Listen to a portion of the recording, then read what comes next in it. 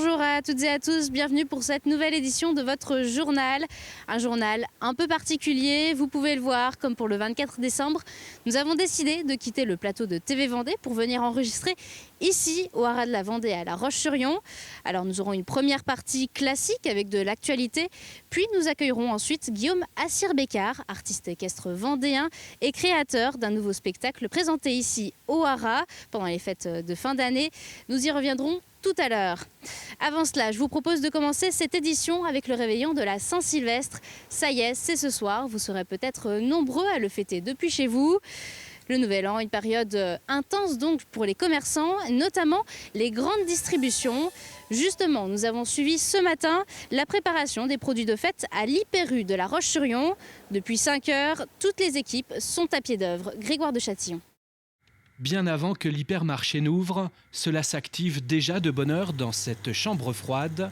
Ici, on met le paquet sur les commandes de plateaux de fruits de mer, des plateaux plébiscités par les clients pour ce repas de la Saint-Sylvestre, si bien que le magasin a demandé du renfort au personnel. Tout le magasin vient en renfort dans les grosses opérations de fin d'année. Donc voilà, donc on donne la main à nos collègues de l'alimentaire et de la poissonnerie. Les huîtres ne sont jamais loin. Côté gros crustacés, le homard est à gauche et la langouste à droite. Ceux-là sont déjà cuits. Le homard, les pinces, le goût un peu plus prononcé et qui vit près de nos côtes. La langouste, donc sans pince, chair plus fine. Par rapport à un vendredi normal, le chiffre est multiplié par entre 6 et 7. Par rapport à la journée de course alimentaire du vendredi 24 décembre, les boissons, elles, font un carton pour cette soirée de la nouvelle année. Traditionnellement, le réveillon, on vend beaucoup plus de mousseux et de champagne qu'à Noël, mais on vend aussi également beaucoup plus d'alcool, puisque c'est tout ce qui est alcool fort, alcool d'apéritif, notamment les whisky, les gins, tout ce qui sert à faire les préparations de cocktails, puisque c'est quand même des rendez-vous qui sont plus fait par les jeunes, beaucoup moins de réunions de famille et donc il y a beaucoup plus de repas avec des apéritifs prolongés. Pour les adeptes d'apéro prolongé, les sushis fonctionnent bien pour la fête. La boucherie n'est pas en reste, tout comme les fruits. Pour le magasin, c'est l'une des plus grosses journées de l'année. Pour les clients, ce qui compte, c'est de se faire plaisir en dégustant l'arrivée de 2022. Les grandes distributions ne sont pas les seuls commerçants sollicités pendant cette période de fête. Il y a aussi les cavistes. Le mois de décembre représente pour certains professionnels près de 30% de leur chiffre d'affaires annuel. Alors, quels vins et champagnes se vendent le plus pour cette soirée? Nous avons posé la question à un caviste au micro d'Arnaud Barrier. Pour les fêtes, forcément, il y a l'indémodable champagne. Donc là, par exemple, c'est un champagne de vigneron. Alors, j'aime bien travailler avec des champagnes de vigneron. Souvent, on a des meilleurs rapports qualité-prix. Après les grandes maisons, c'est aussi important d'en avoir pour l'image et puis parce que les gens connaissent le produit. Mais pour moi, le but d'un caviste, c'est de faire découvrir des produits qu'on ne trouve pas partout. Donc là, par exemple, le champagne Guénin, Sébastien et Axel qui travaillent dans l'Aube. Et puis, on a aussi, par exemple, des bulles type Crémant de Loire. Donc là, Montlouis de chez Jacques Thiblot. Travailler comme un grand champagne qui permet d'avoir un prix 2 fois moins élevé par rapport au champagne. Autre secteur qui connaît un pic d'activité pendant ces fêtes, les espaces de loisirs, comme par exemple Illusion VR à La Roche-sur-Yon. Le site propose des immersions en réalité virtuelle. Après plusieurs périodes compliquées depuis le début de la crise sanitaire, l'entreprise compte sur la date du 31 décembre pour attirer du public. Mais la situation sanitaire devrait une fois encore freiner le nombre de visiteurs. Écoutez. Toutes les vacances, nous, de toute façon, c'est des grosses périodes. Et Noël, oui, c'est les fêtes de fin d'année. Les gens ont du temps pour eux, font justement des choses en famille. Donc, c'est des choses qui les intéressent. Les entreprises qui peuvent faire toutes les sorties de fin d'année, venir en groupe. On propose pour les entreprises, souvent, on fait des soirées.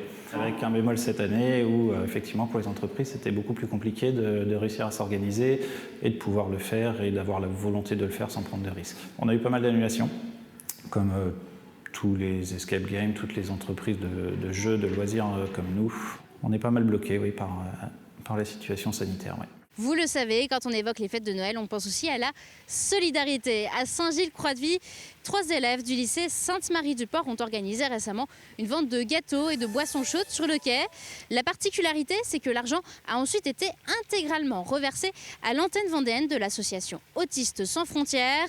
Les 3 étudiantes en formation d'aide, soins et services à la personne ont ainsi récolté près de 370 € pour la bonne cause. Écoutez.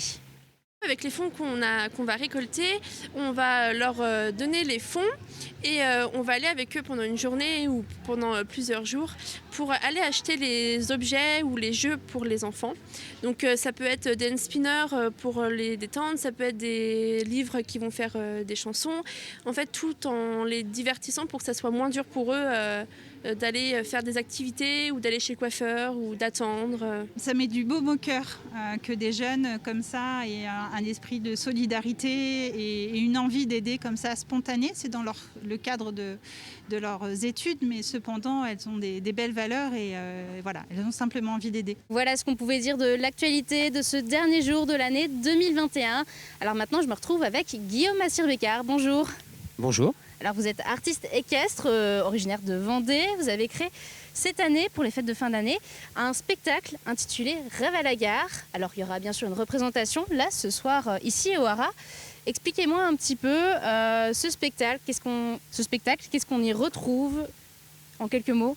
Donc c'est un spectacle équestre, mais pas que. On retrouve beaucoup d'arts croisés avec des artistes de cirque, avec du chant, avec de la magie, avec de la contorsion. Et bien sûr, majoritairement, des numéros équestres, mais aussi d'autres animaux.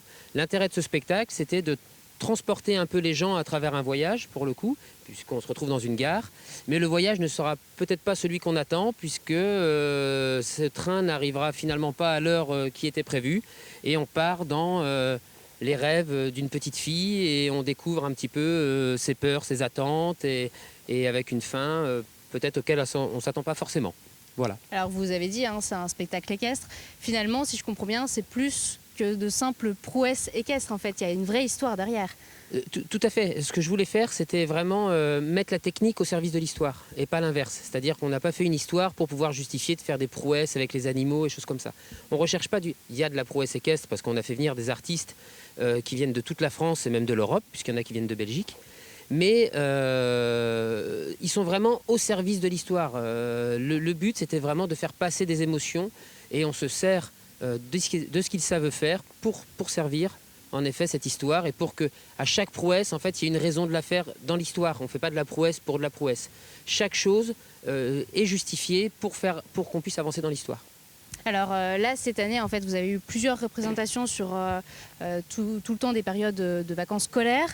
C'était important aussi pour vous de pouvoir réunir les gens autour de ce spectacle, alors qu'aujourd'hui, il y a beaucoup d'annulations pour les fêtes, on vit une recrudescence des cas Covid.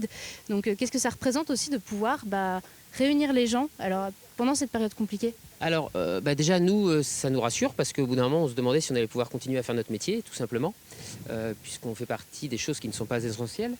Et on s'aperçoit que finalement, les choses non essentielles pour certains le sont pour d'autres, puisqu'on a une forte demande du public. Je crois que les réservations ici ont été complètes en 48 heures. Et ça n'a rien à voir avec notre présence, c'est juste parce que les gens savent qu'ici au Haras de la Vendée, il y a des spectacles de qualité et qu'ils ont besoin de se retrouver pour voir du spectacle vivant. Le spectacle vivant ne sera jamais remplacé par des écrans. Et je pense que le piège un petit peu de ce qu'on vit en ce moment, c'est que les gens vont s'enfermer chez eux parce qu'on leur demande de rester chez eux, on les empêche de sortir. Et on est en train d'éduquer la nouvelle génération à avoir du loisir à travers les écrans. Et c'est une erreur monumentale parce qu'ils n'ont pas les odeurs, on n'a pas le même ressenti, on n'aura jamais les mêmes émotions à travers un écran que de voir un artiste qui transpire au milieu et qui prend des risques, les prend pour de vrai, il ne fait pas semblant, quoi. Et on ne peut pas refaire quand on rate. C'est-à-dire que contrairement au cinéma, j'aime beaucoup le cinéma, mais contrairement à n'importe quoi ou aux jeux vidéo, quand on perd, on recommence.